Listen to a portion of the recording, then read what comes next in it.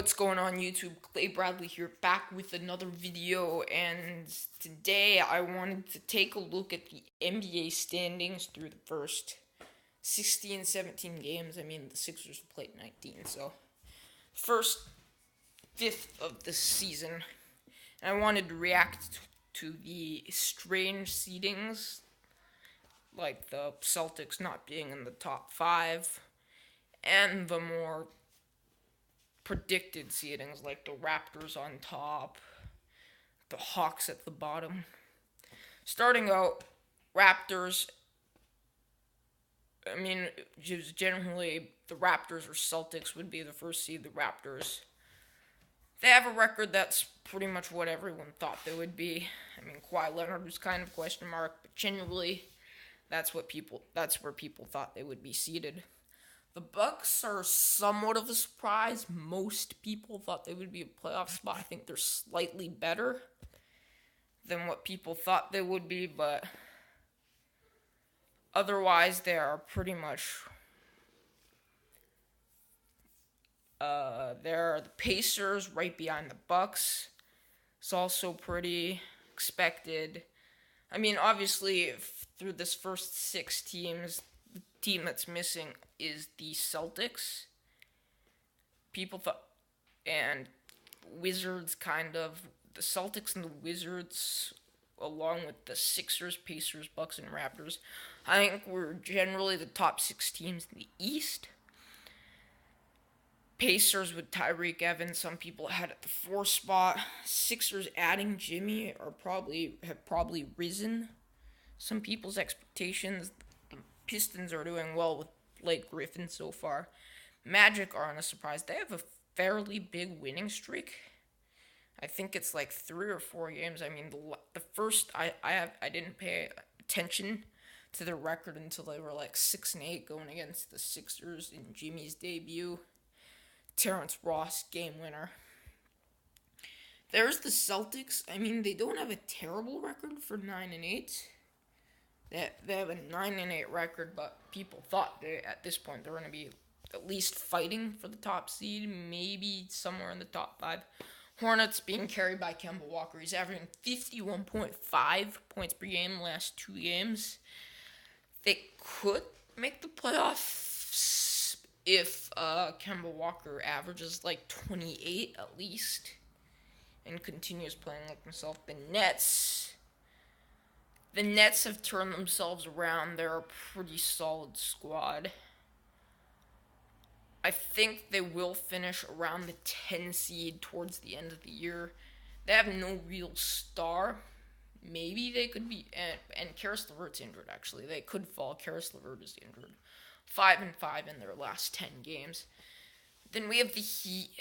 Haven't watched the Heat. I know Josh Richardson got ejected in a couple games. But otherwise, haven't watched the Heat at all, so I can't even comment on them. The Wizards, locker room troubles. They're 4-6 in their last 10.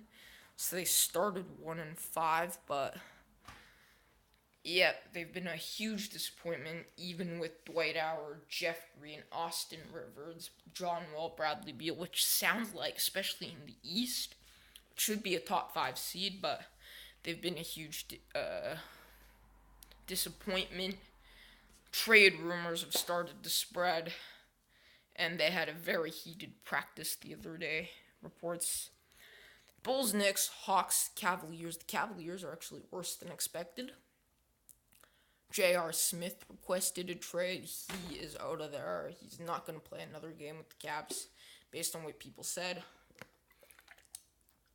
The Hawks, they were expected to be roughly last. And Trae Young's been having a decent season. I don't know about his shooting percentages. He almost carried them to a win against the Lakers. Chicago Bulls and New York Knicks have some one good shooting guard. I don't know about the rest of their pieces. Zach LaVine and Tim Hardaway Jr. have been doing pretty well. I think they're both conversations for most improved.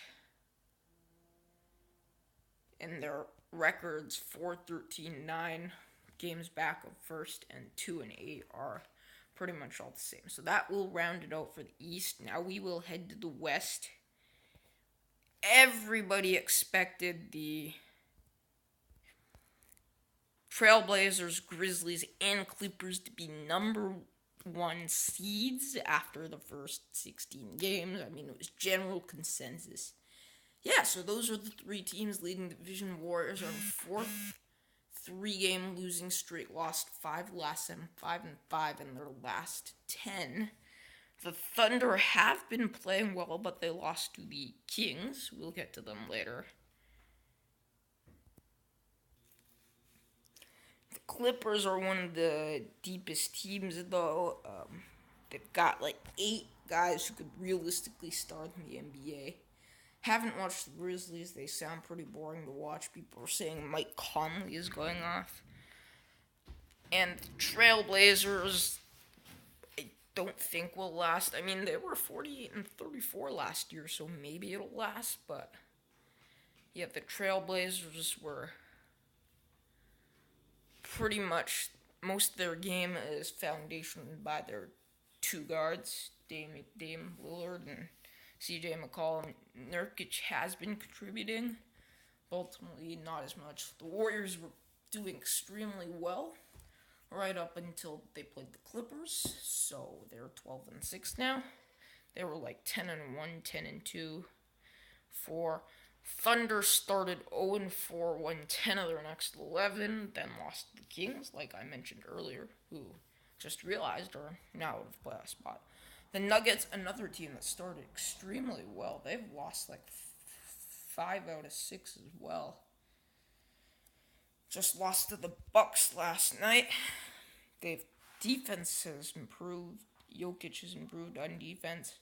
Murray's contributed, but otherwise, not enough from the Nuggets. Pelicans have Elfrid Payton injured, and their depth, which was already virtually non-existent, just got even more non-existent, and they were very Davis, Holiday, and Randall, they rely on Davis, Randall, and Holiday a lot.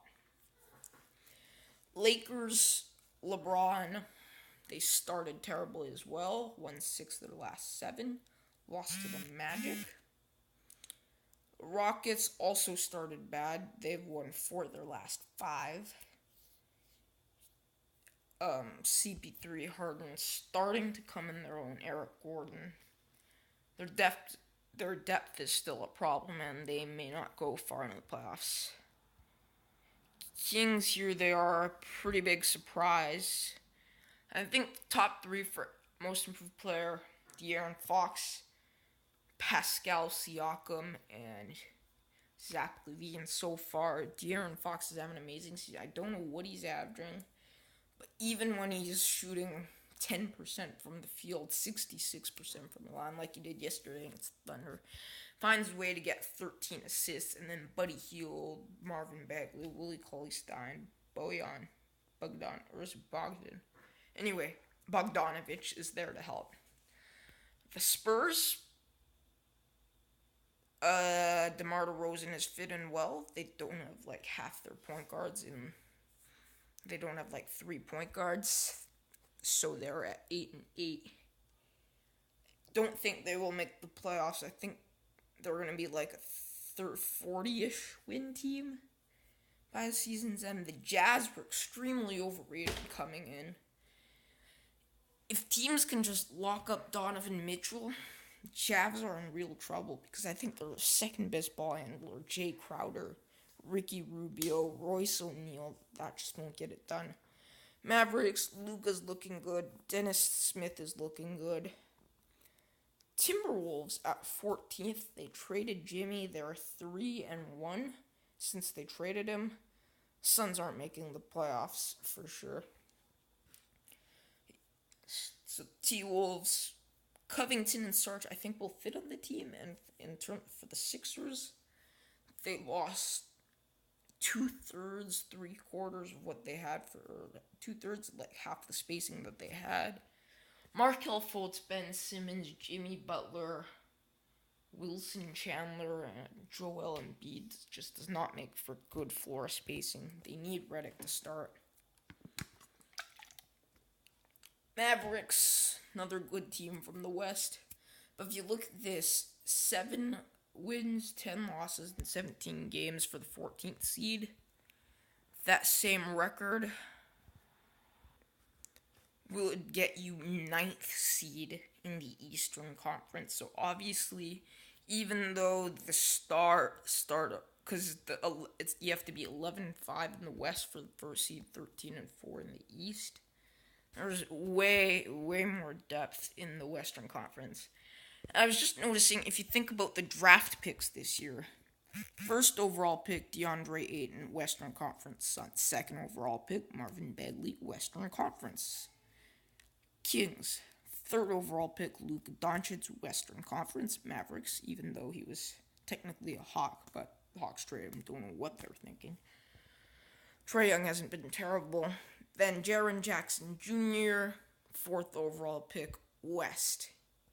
And we haven't seen any complete busts yet from any of those guys. So they looking to have a solid start to their career.